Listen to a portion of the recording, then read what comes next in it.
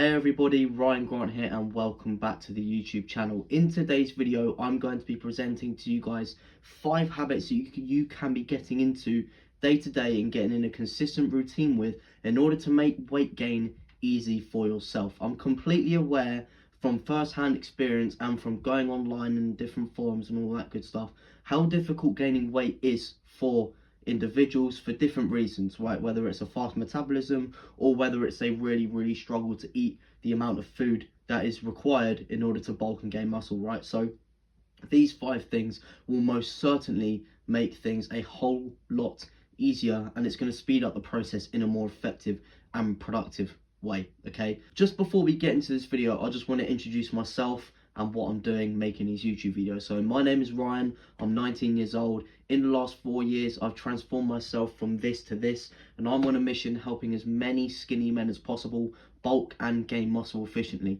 Now, if you want my help beyond these YouTube videos and personal access to me, then I've got a free community that does just that. It's going to be the top link in the description if you want to check it out, but I don't want to bore you, so let's get into today's video. So just before we get into the 5 things, right, there is one thing in particular you need to be doing and that you need to be aware of, which I'm sure you will be, but I just want to go through it with you guys very quickly, right? And this is, you've got to be eating in a calorie surplus, okay? And if you don't necessarily know what a calorie surplus is, it's basically just eating more than what your body needs day to day so you can gain weight and gain muscle, right? So if you're eating at your maintenance calories, which is here, which is basically the amount you need to eat just to stay at the same weight, right?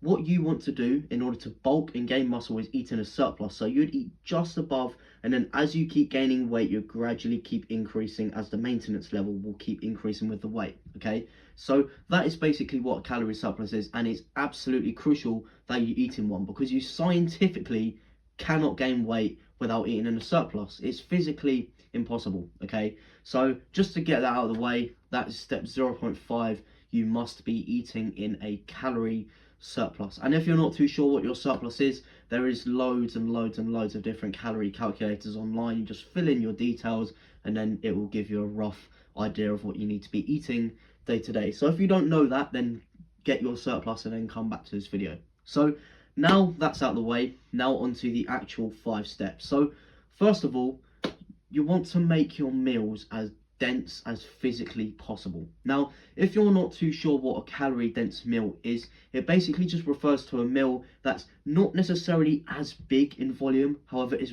really calorie packed and it's just jammed with calories, okay? And the reason why this is really important for making weight gain that much easier for yourself is because you're basically eating more calories in less volume, right?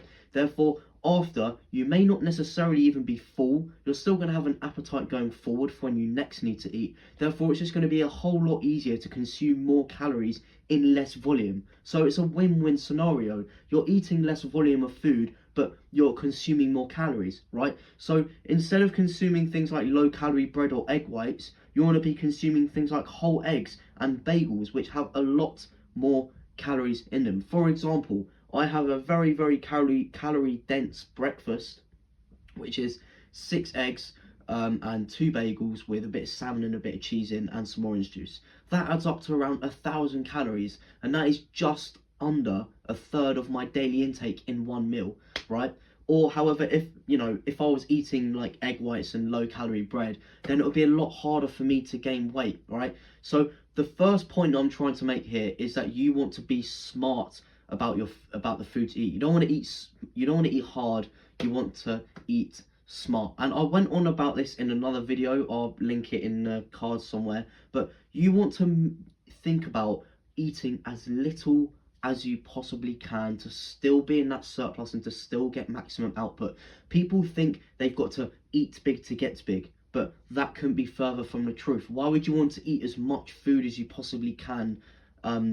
AKA, why would you want to make it as hard for yourself as possible, right? For example, right, if you had 2 plates in front of you that had the amount of food on to, like, for your calorie surplus intake, right? So 3,100 calories was on plate 1, 3,200 calories was on plate 2. However, plate 2 has double the volume of food of plate 1. What would you do? You'd obviously eat plate 1 because there's not as much food, therefore it's going to be a lot easier to fulfill your calorie intake for the day if you went for plate one, right? So the little things like that, make sure you're eating calorie dense foods, be smart about the foods you choose to eat, and that, and honestly, it can go such a long way. It can make the process so much easier for you.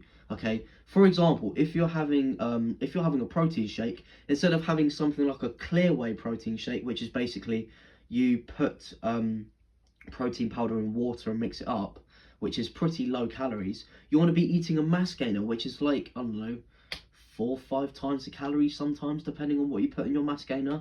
You've just got to be efficient, and that is the first thing.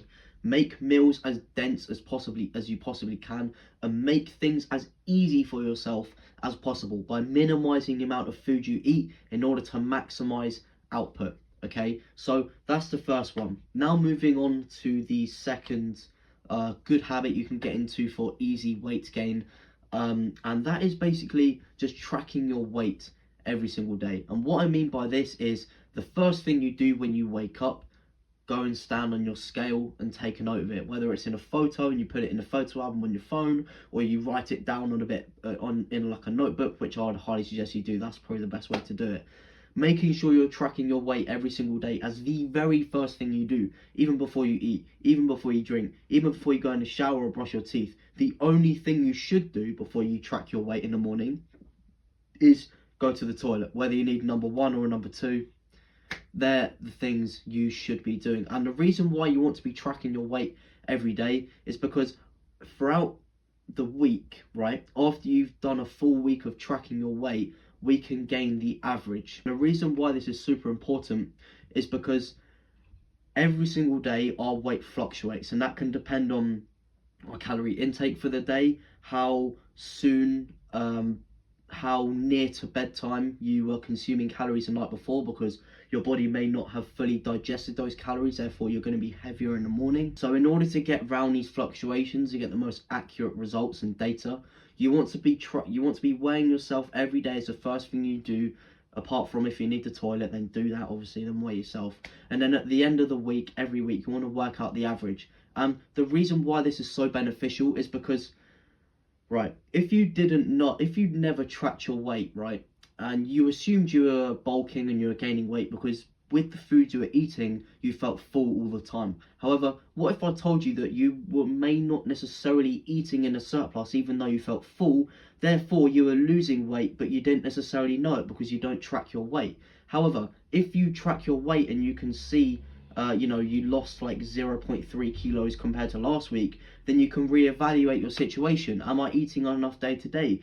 Are the foods I'm eating effective enough day to day? Things like that, and then you can move forward. And in that situation, you'd obviously want to slightly increase your calorie intake, or just double check on yourself that you're actually eating the amount you think you are. Just in general, if you have data, then that means you can work on that to improve, therefore you're going to progress, right? So that's the second thing that I'll highly recommend you guys do.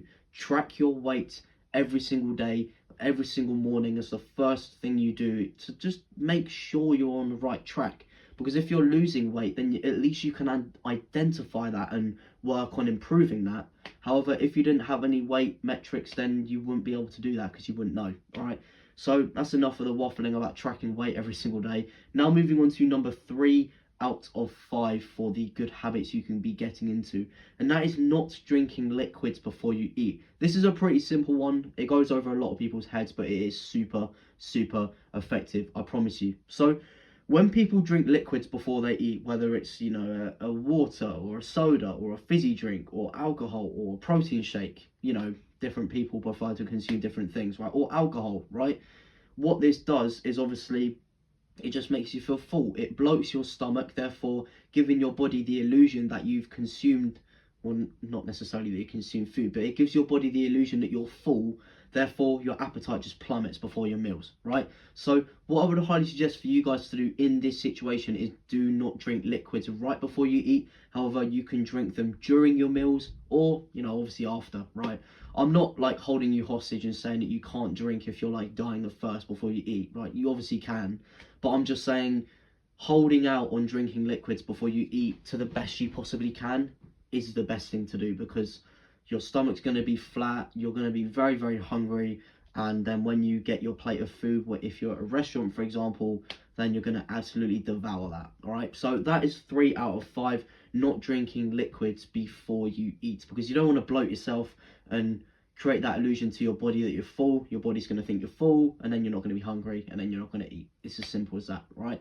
So moving on to the penultimate thing of this video, number 4 out of 5, and that is serving your meals on bigger plates or boards. Now, this isn't necessarily a practical thing. Well, it is a practical thing, but it's more of a psychological thing you can be doing, okay? Because placebo effect, not just in the gym and with, you know, this sort of stuff, but in life, placebo effect can have an absolutely massive impact on the decisions humans make, and just the whole psychological makeup of humans.